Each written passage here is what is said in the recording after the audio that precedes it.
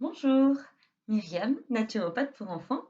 Aujourd'hui, j'ai envie de te faire une vidéo sur, en gros, comment apaiser une crise de colère chez ton enfant en moins de 5 minutes.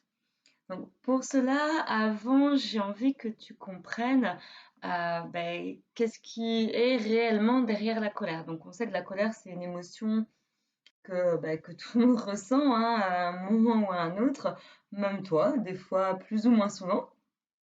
Mais qu'est-ce qui se cache derrière cette colère? En fait, cette colère, elle vient montrer qu'il y a certains de nos besoins qui ne sont pas écoutés, qui ne sont pas respectés. Donc du coup, quels sont ces besoins? Souvent, c'est le besoin de reconnaissance ou alors le besoin de respect, de prise en considération ou un besoin d'écoute. Donc voilà, ce sont vraiment 4 besoins nécessaires à ton enfant qui fait qu'en général, quand l'un n'est pas respecté, il peut monter en crise de colère. Après, la colère se traduit différemment chez chacun, hein, mais une chose que l'on sait et que toi tu sais aussi, puisque tu as déjà été aux prises avec la colère, c'est qu'une fois que la colère est là, il est difficile de pouvoir rationaliser et de faire quoi que ce soit. Donc c'est vrai qu'essayer de rationaliser ton enfant sur l'objet de sa colère, ça ne servira strictement à rien. Ton enfant, il a besoin avant toute chose que sa colère soit entendue et qu'elle puisse s'exprimer correctement. Euh, je te prends l'exemple en fait de ma fille qui une fois était en colère contre son frère. Je ne te donnerai pas le pourquoi du comment, je ne me rappelle plus. Moi, j'étais en train de me brosser les dents et la salle de bain est juste à côté de la chambre de ma fille. Je la vois rentrer dans sa chambre vraiment en colère, la tête comme ça, elle marche des pieds très fort, elle claque sa porte et puis je l'entends crier dans sa chambre. Et là, je me dis, waouh, dis donc, elle est vraiment en colère, quoi. Sauf que moi, je ne pouvais pas intervenir. Je te rappelle que j'avais ma brosse à dents dans la bouche. Et là, le temps que je me brosse les dents, genre peut-être 2 minutes après, je vois ma fille qui ressort, tralalala, en train de chanter, en train de danser. Pourquoi je te raconte ça? C'est vraiment pour bien imager ce que je vais te dire maintenant, c'est-à-dire que la colère, c'est une émotion qui est vive, qui a entre 1 à 3 minutes d'expression. C'est-à-dire que si on lui laisse libre champ à cette colère, en moins de 3 minutes, c'est fini. La seule chose, c'est que je vais te dire, oui, effectivement, il faut cadrer ça. Parce que moi, ma fille, fut un temps, elle avait tendance à prendre tous ses jouets et à les exploser contre sa porte. Sauf que tu imagines bien que les jouets, ce n'est pas fait pour faire ça. Donc, du coup, ce n'est pas possible. Il m'a fallu trouver quelques astuces. Donc, quand elle était plus petite, j'utilisais les pubs de prospectus où elle les déchirait, les tordait dans tous les sens. Enfin voilà, c'était vraiment la décharge dessus. Ensuite, on prenait la poubelle et on rangeait tous les deux. Donc déjà, c'est une première astuce que je peux te livrer pour accompagner la colère de ton enfant. C'est de déchirer des prospectus ou alors, si tu n'as pas de prospectus, des feuilles de brouillon. Par la suite, moi, j'ai créé un coussin qui devait à la base servir pour les télécommandes, sauf qu'il n'a jamais servi pour les télécommandes, donc je l'ai appelé le bibou de la colère. L'avantage du bibou, c'est qu'il est en simili-cuir, on peut le mordre, on peut le tordre, on peut faire ce qu'on veut, on peut lui donner des coups de poing, mais au moins, on sait que, enfin voilà, maintenant ma fille, elle sait que c'est l'objet de la maison sur lequel elle peut se défouler. Donc oui, bien sûr, il y a des fois où elle va pas l'utiliser parce qu'elle est dans le mouvement et qu'elle n'y pense pas. Moi, je sais que Bibou de la colère, il m'a servi aussi à moi aussi, parce que la colère, tout le monde la ressent. Et c'est aussi la petite astuce que je peux te donner, c'est mets-toi 2 secondes à la place de ton enfant quand il vit sa colère.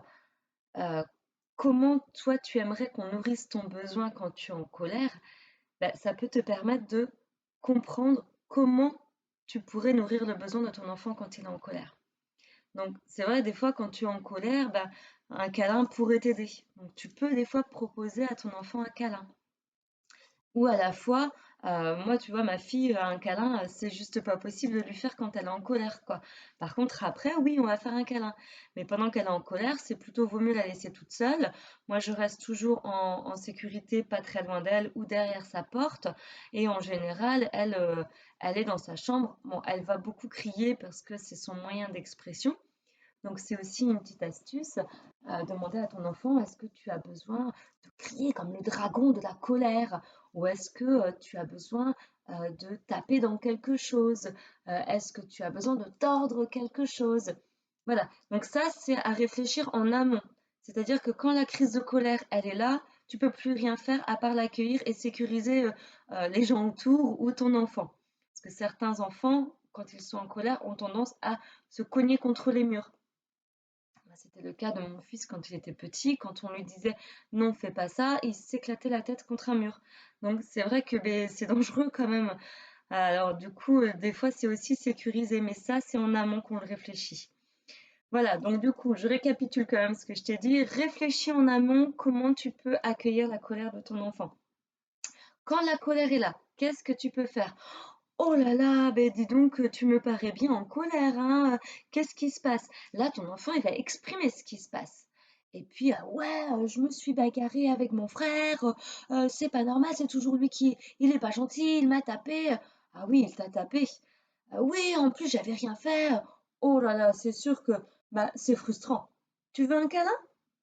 Il va peut-être te dire oui. Ou non, j'ai pas envie, je vais dans ma chambre. Voilà. C'est vraiment juste accueillir. Pas trouver de solution, ça sert à rien. Parce que souvent, quand on cherche des solutions, c'est ah ouais, mais non, de toute façon, non. Moi, quand je cherchais des solutions, c'est toujours non, non, non. Donc déjà, c'est agaçant pour toi. En plus, c'est frustrant pour lui. Donc du coup, ça sert plus à rien en fait. Chercher des solutions, pour moi, c'est vain. C'est vrai qu'il vaut mieux accueillir ce qui se passe, donc avec les petites phrases que je viens de te dire, et puis à froid, pouvoir en discuter. Et là, eh ben, réfléchir à qu'est-ce qu'on pourra faire la prochaine fois pour que ça se passe différemment. Et puis, ben, réfléchir la prochaine fois, qu'est-ce que je peux te donner pour t'aider. Et c'est là que tu vas pouvoir, pour les prochaines fois, mettre en place tes petites astuces. Donc, le bibou, euh, les, euh, les prospectus qu'on tord, le petit dragon de la colère ou autre chose. Laisse ta créativité parler ou la créativité de ton enfant. Ça peut être faire un dessin, jouer de la guitare électrique comme une folle. Enfin voilà, il y a plein de manières. Bon, j'espère que je t'ai un petit peu plus éclairé sur comment tu peux accueillir la colère de ton enfant et régler l'histoire en moins de 5 minutes. N'hésite pas à me poser des questions ou à me partager ton avis en commentaire. Je serai ravie d'y répondre. Je t'invite à t'abonner à ma page YouTube, à ma chaîne YouTube. Et puis, bah, n'hésite pas, voilà. Je te souhaite une bonne fin de journée et à bientôt. Au revoir.